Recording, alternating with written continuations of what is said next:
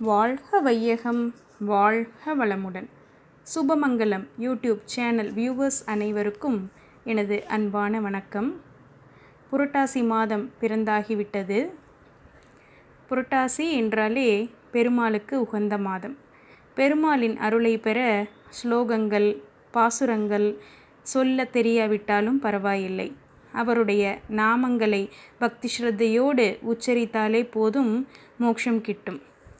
நாராயணா, கோவிந்தா, வெங்கடேசா, பாண்டுரங்கா, பண்டரிநாதா, கிருஷ்ணா, முகுந்தா, முரளிதரா, கண்ணா என ஆயிரக்கணக்கான நாமங்களை சொல்லிக்கொண்டே போகலாம். அதில் விட்டல்லா என்பதும் பெருமாளின் நாமம்தான். விட்டல்லா என்றால் அசைவற்றவர் என்று பொருள். யாரெல்லாம் விட்டல்லா என்று உச்சரிக்கிறார்களோ அவர்களை விட்டு அசைய மாட்டார். தினமும் குறைந்தபட்சம் 108 முறையாவது நாமத்தை சொல்லி வாருங்கள். 108 முறை சொல்ல 5 நிமிடம் கூட செலவாகாது. நாமத்தை சொல்லும்போது எண்ணிக்கையின் மேல் கவனம் கொள்ளாமல் சொல்லும் நாமத்தின் மீது கவனம் இருக்க வேண்டும். அதற்கு வீட்டில் உள்ள 108 உதிரி பூக்களையோ, கற்கண்டையோ அல்லது வீட்டில் இருக்கும் ஏதாவது சிறு பொருட்களையோ 108 அளவு கையில் வைத்து கொண்டு நாமத்தை சொல்லலாம். விட்டல்லா என்ற வார்த்தையை தொடர்ந்து 108 முறை தினமும் ஒருவர் உச்சரிக்கும் போது அது உடம்பில் ஒரு விதமான அதிர்வலைகளை ஏற்படுத்தி மாரடைப்பு போன்ற இதயம் சம்பந்தமான எந்த பாதிப்புகளையும் வர விட வாய்ப்பே இல்லை என்று மருத்துவ ரீதியாக ஆராய்ச்சியாளர்கள் சமீபத்தில் கண்டறிந்திருக்கிறார்கள். ஆதலால் விட்டல்லா என்ற பெயரை வாய்விட்டு சொல்லும்போது வாழும் காலத்திலும் நோயின்றி வாழலாம், வாழ்ந்து முடித்த பின்னும் பிறவி பயனான மோட்சத்தையும் அடையலாம். பெருமாளின் நாமம் செய்யும் அற்புதத்தை ஒரு புராண கதை மூலம் பார்க்கலாம்.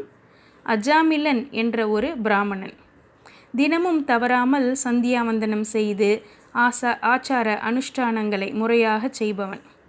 அவன் ஒரு நாள் யாகத்திற்காக சமித்து குச்சிகளை எடுத்து வர காட்டிற்கு சென்றான். அங்கு வேடுவ குலத்தை சேர்ந்த ஒரு பெண்ணை பார்க்கிறான். அவள் அழகிலேயே மயங்கி ஆச்சார அனுஷ்டானங்கள் அனைத்தையும் விட்டுவிட்டு அவளை திருமணம் செய்து கொள்கிறான்.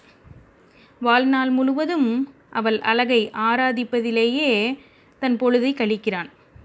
நிறைய பிள்ளைகளை பெற்றுக்கொள்கிறான். ஒவ்வொரு பிள்ளைக்கும் ஏதேதோ பெயரை வைத்தான். அவன் பெற்ற கடைசி பிள்ளைக்கு மட்டும் நாராயணன் என்று பெயர் சூட்ட எண்ணினான். பகவானுக்கு முன்பு செய்த கைங்கரியங்களின் பலனாக அவனே அறியாமல் அந்த பெயரை சூட்டினான். நாட்கள் ஓடின. அவனுக்கும் வயதாகி உடலை விட்டு உயிர் பிரியும் நேரமும் வந்தது. யமதூதர்கள் அவன் உயிரை பறிக்க பாசக்கயிற்றோடு வந்து கொண்டிருப்பது அவன் கண்ணுக்கு நன்றாகவே தெரிந்தது. உயிர் போகும் பயத்தில் தன் மனைவியை, பிள்ளைகளை அழைக்கிறான். யாரும் கண்டு கொள்ளவில்லை. கடைசியாக அவன் பெற்ற மகனான நாராயணனை நாராயணா என்று கத்தி அழைத்தான். சட்டென்று அவன் மீது போட்ட பாசக்கயிற்றை தடுத்து நிறுத்தினார்கள் தேவதூதர்கள்.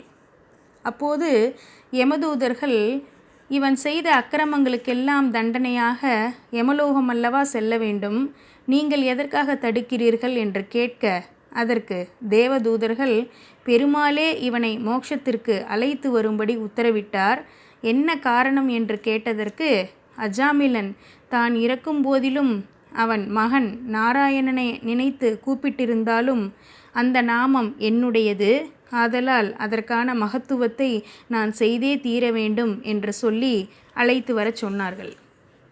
எப்படி நெருப்பானது தெரிந்து தொட்டாலும் தெரியாமல் தொட்டாலும் சுடுமோ, அதுபோல திருமாலின் பெயரை தெரிந்து சொன்னாலும் தெரியாமல் சொன்னாலும் அதனுடைய மகிமையை காட்டவே செய்யும் என்பது இதன் மூலம் தெளிவாக புரிகிறது. அதனால்தான் நம்முடைய மூதாதையர்கள் எல்லாம் தன்னுடைய பிள்ளைகளுக்கு பெயர் சூட்ட பகவானின் திருநாமங்களையே வைத்தார்கள். நம்முடைய வாழ்நாளில் எத்தனை லட்சம் முறை, கோடி முறை நமக்கே தெரியாமல் நம் பிள்ளைகளை கூப்பிடும்போதெல்லாம் அந்த பகவானின் திருநாமங்களை நமக்கே தெரியாமல் உச்சரிப்போம். அத்தனை கோடி பலன் நமக்கு கிட்டும். நாகரிகம் என்ற பெயரில் பிள்ளைகளுக்கு ஏதேதோ பெயர் வைத்து இப்பேற்பட்ட நல்ல வாய்ப்பினை தவறவிட வேண்டாம் என்று கேட்டுக்கொள்கிறேன்.